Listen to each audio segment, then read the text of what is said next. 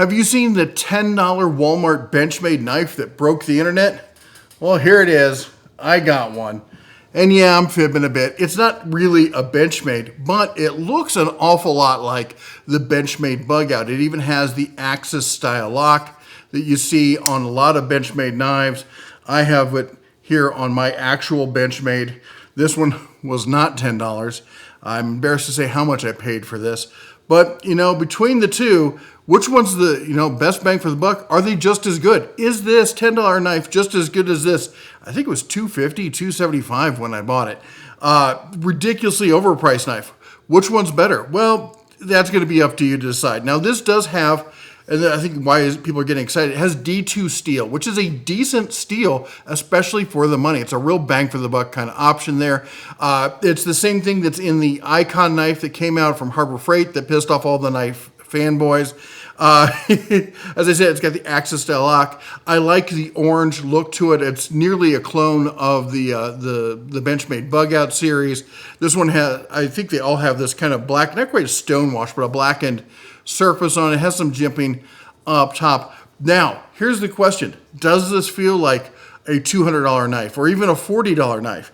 I'll be honest, in hand, this to me, it feels like a $10 knife.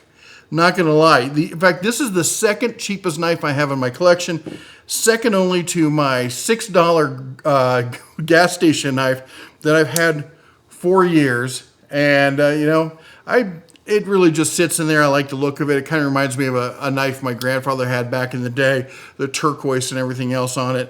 But is this knife worth getting? And I'll be honest, at $10, it's hard to say no to this knife. Now, I just got this. In fact, you're going to be hard-pressed to get it. Let me show you real quick. Here's the website right now. This is right on Walmart, Ozark Trail, 7.5-inch slide lock is what they're calling it. Every company comes up with a different name for it. Folding knife with ball bearings. That's the other thing. It has a ball bearing hinge on it. So you can see here, it swings real nicely. Has a good snap to it. Real lightweight. It's even got the thumb stud for people who like that. I'm not particularly a fan of those. It has a good retention clip on it. Let me see if I can get my hand in there. There you can see the clip on it. Really strong, springy steel. That's strong in there. It's going to hold it tight. It's not the deepest that I've seen when it comes to, how deep that clip is set. Some people like a really deep carry. This isn't going to give you that. In fact, on most of them, like you saw on my Benchmade, I take the belt clip off, or pocket clip. I don't use those usually. Now that said, for $10 with D2 steel, with the Axis style lock, the slide lock. It's the edges of this feel a little rough. There's a little wiggle. I think it's in the clip. Now this was it was an open box. It was their demo, under the counter kind of knife, because they'd sold out of all the rest of them. And as you can see here, it says out of stock. Now you can click on the little notify me right down over here, if you can see the mouse here. Right there, click notify me, and you can find out when they're back in stock. You can check areas near you. They're completely sold out anywhere around me. But again, for $10, I get it. I get it. I don't think of myself as a knife collector, more as somebody who knives seem to collect me. They just keep showing up from places. I just always seem to get a new knife somehow. I don't know why. It's not like I'm actually going out of my way to get them. But let's see here. Let's test this out real quick. So first, I'm going to take the Benchmade. This was sharpened. It was about a year ago, and it was professionally sharpened. I didn't do it. I was at a store, and they're like, hey, we'll sharpen that for you. I'm like, yeah, go to town.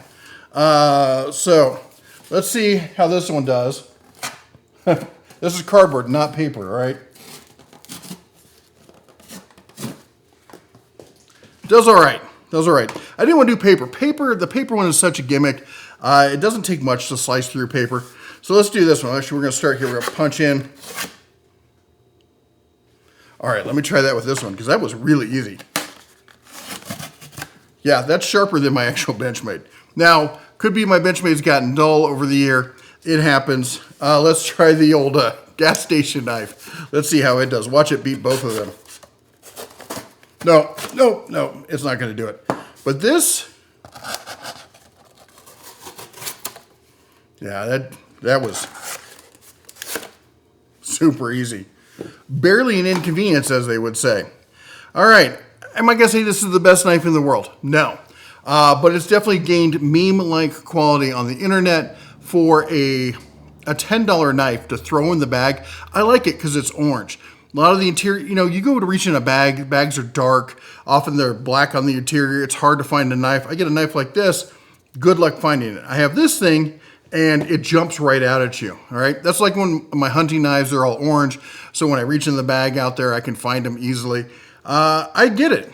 This is probably end up getting thrown in the truck, used as a, because at $10, here's the thing, D2 steel, bright orange, easy to see, nice Axis style, sliding lock, and it's $10, and if it goes away, who cares?